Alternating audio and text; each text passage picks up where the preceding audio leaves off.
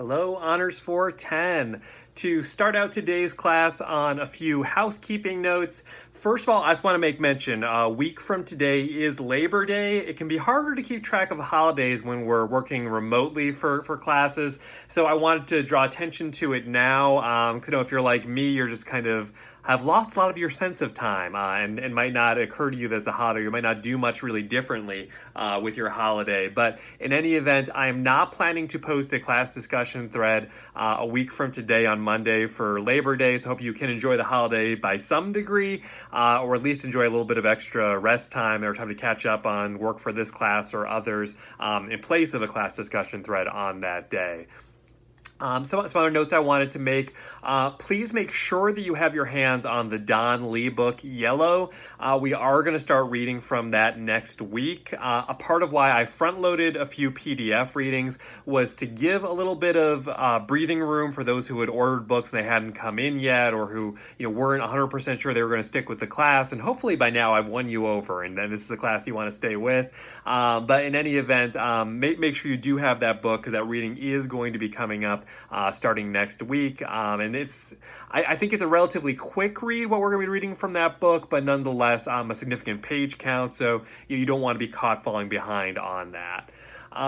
I also want to make note about some scheduling pieces. So some of you may have already noticed that I posted them as announcements on Canvas. I'm going to post the schedules also in this discussion thread, but I have scheduled our Flash clusters. So what this means is for the flash fiction pieces, there's a fuller description of them in the syllabus.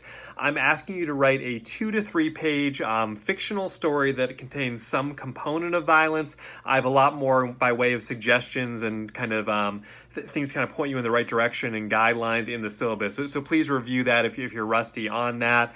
But so the way the schedule lays out is for most of the days when we have flash work due, 3 students will be submitting per those days. Just the way the numbers work out, one of those times we'll have 4 students submitting. So your responsibility will be to submit them by 11 a.m. on your due date. I will post those for the full class to read. And then we'll have a discussion focused only on positive feedback or some questions we have about the piece. And it's mostly just a way of kind of starting to exercise our creative writing muscles, starting to engage that part of our brain from having done the more critical reading of work and seeing kind of what that inspires for us. With that, it's to be expected that these are relatively rough drafts. I mean, I encourage you to do your best and to proofread them, but I'm not expecting perfectly polished work. That's why we're keeping our feedback limited to positive feedback in this case.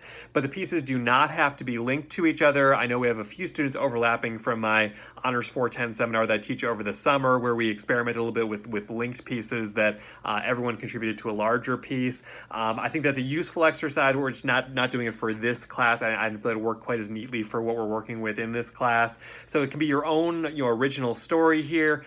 2 to 3 page guideline. I'm going to strongly push you to try to have a beginning, middle, and end in that space. I know that can be hard to fit something in that space. It just gets really difficult if we have only partial story, because we don't really know how to read it at that point, right? If it's sort of trailing off or if it's meant to be part of something bigger. So doing your best to tell a full story. And I realize it might not be your best full story because you might want to expand it. And there are opportunities to expand it later when we do the workshop drafts. I'm going to encourage folks to do original work for that, but if you want to build off at least some of the ideas, some of the characters you're working on in your flash piece, that will be fair game. But we'll talk about that more as it comes up. But for now, the schedule is here, so you can start planning around it.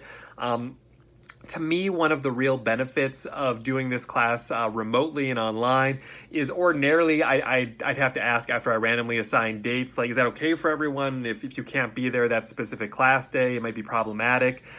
Because we're remote the way they are, if you know you're going to be really busy or unavailable on the specific day you have listed, just do the assignment early. Just write it early, submit it early. And if you're tied up that specific day, you can still catch up on reading people's comments about it afterwards.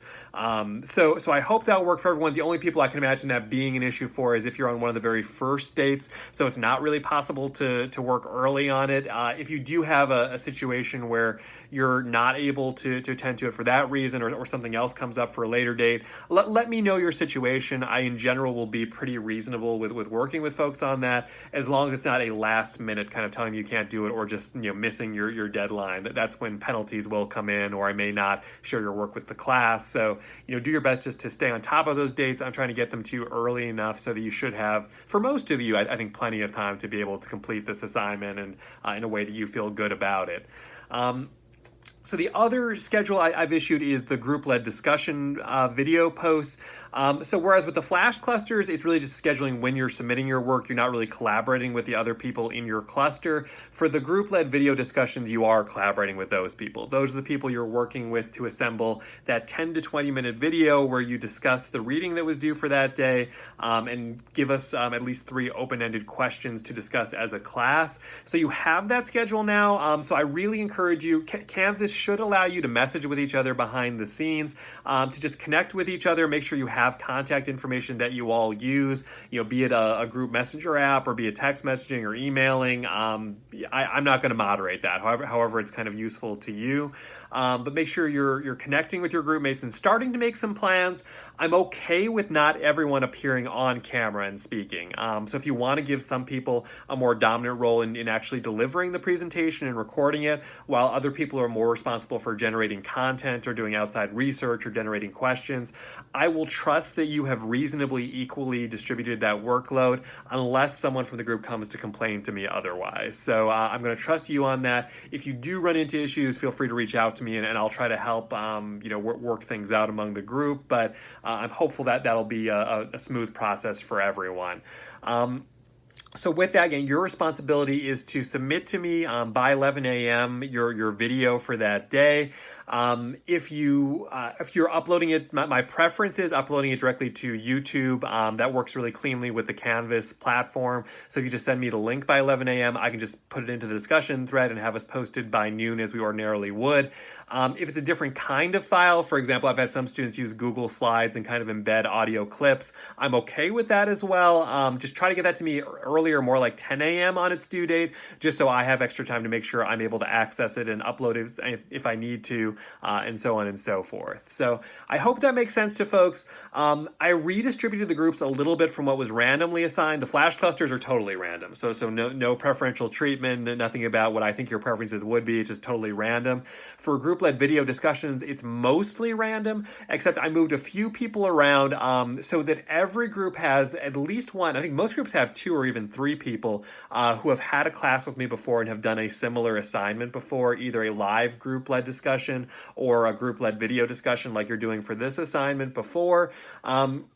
Just because I know this can be a little bit confusing and maybe even a little bit daunting if you just don't know what you're getting into. So I'm hopeful that by having at least one person in your group who has had this experience before, you have someone who can say, no, this is how it went last time. This went just fine. Professor Chin is happy with that.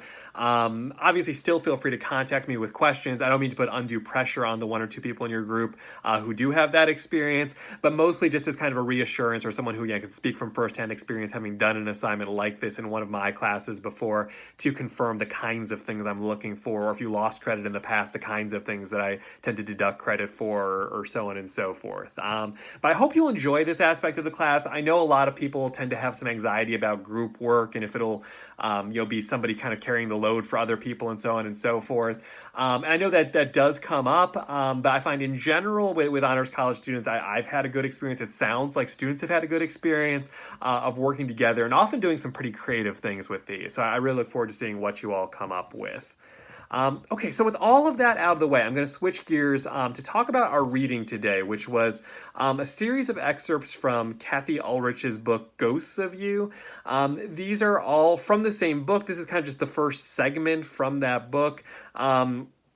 It's, I think, a really interesting collection. It's all flash fiction. And so, one reason why I want to teach these is if you're really kind of lost on telling a story in 2 to 3 pages, these are actually kind of prime examples of how you can do that. Not to say that you need to emulate Ulrich's style, but she's sort of a master of the form. She's pretty respected as a flash fiction writer. And I think you could certainly do a lot worse than using her as one of your models or influences when you approach the flash assignment on your own. This is a linked series, so they all start with the being the murdered something, right? And they're all female characters, mostly who are dead by the time that the story begins. And sometimes it's about them. Oftentimes it's about the people who were left behind, or what it means for the community that was left behind, or some individual in their life. And you can start to pick up on some themes. My only criticism of the full book that Ulrich published is I think it does start to get a little repetitive when you start to get to, whatever it is, 40 or 50 of these things. But I think they are all really, really good as standalone pieces. And I hope you enjoyed these ones we encountered here, or at least they weren't super challenging reads.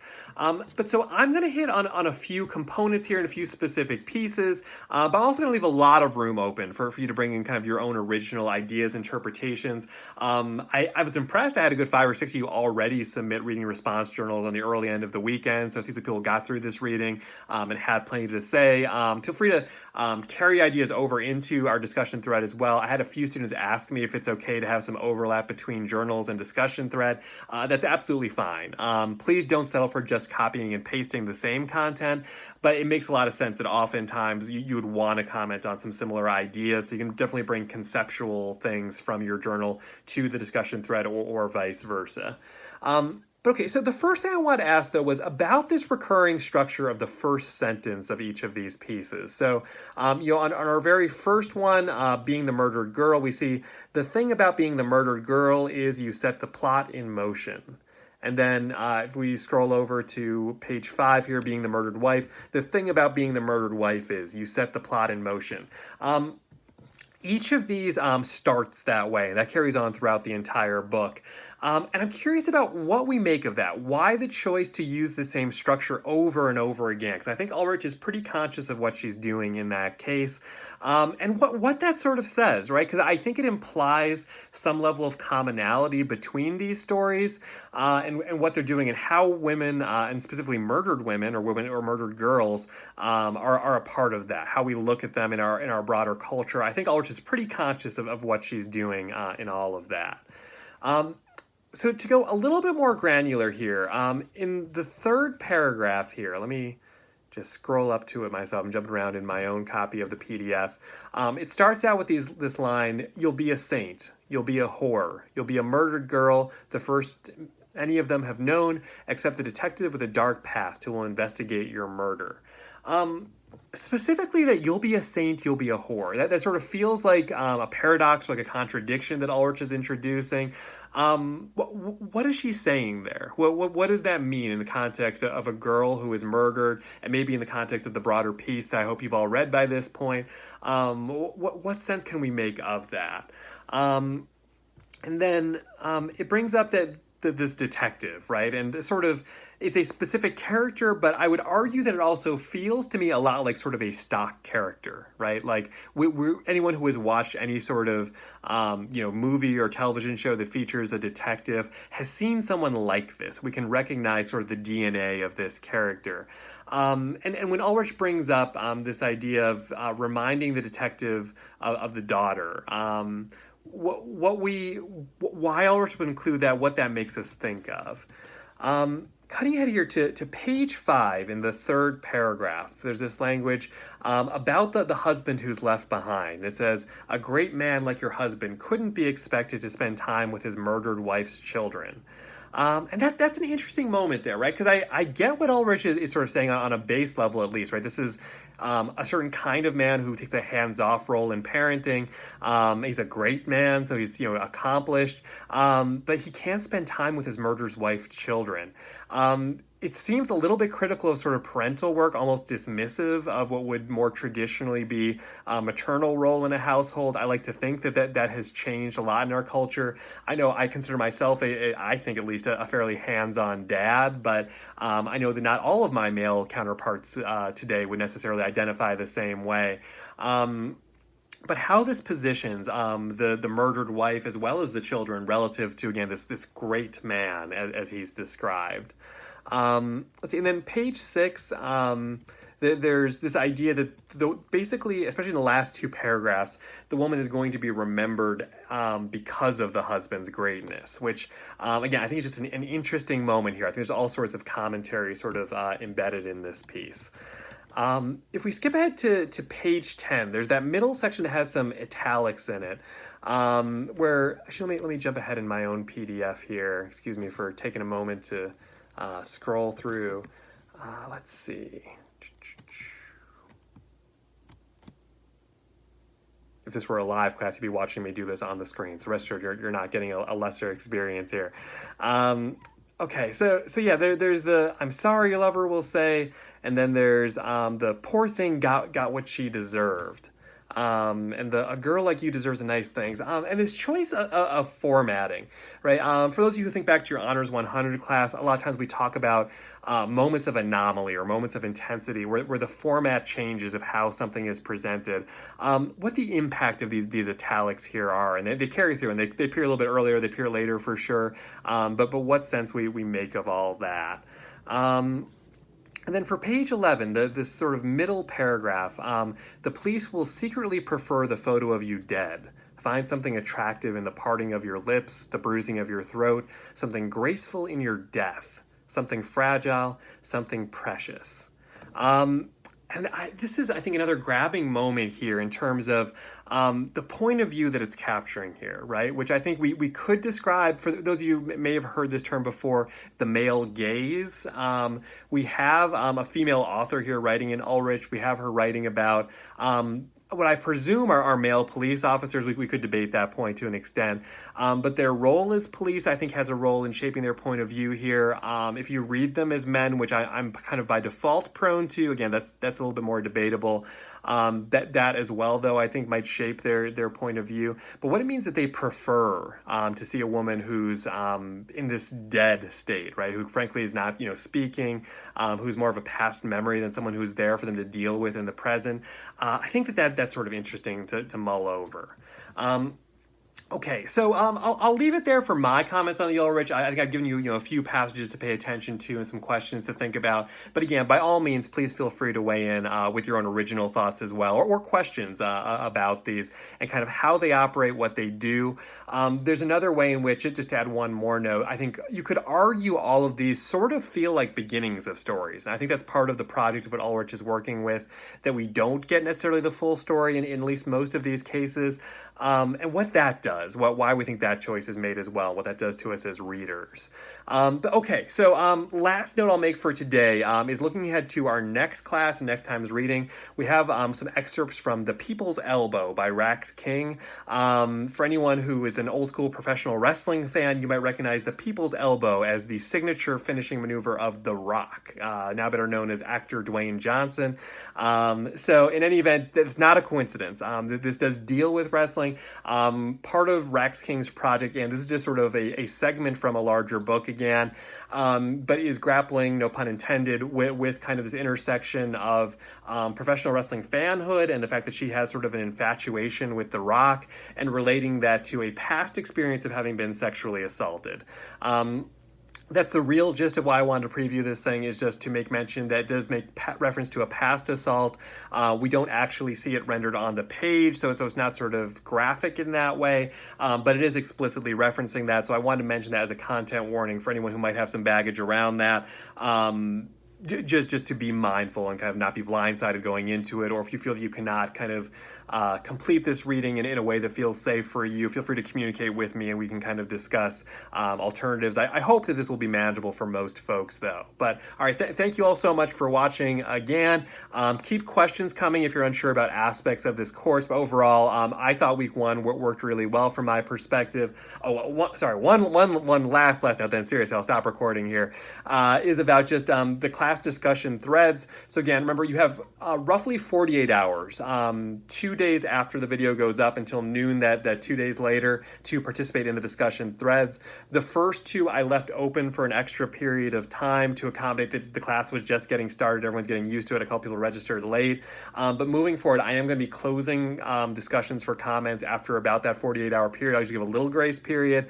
But please make sure you're participating in that time, or else you're not going to be able to earn credit for that day's class. And the main reason why I do this is just encourage active back and forth of ideas. If I just leave it open indefinitely, people will still be commenting 3 weeks later when no one's reading it anymore. So to try to get those in as soon as you're able. All right, thanks again, everyone, and I will catch you all on Wednesday.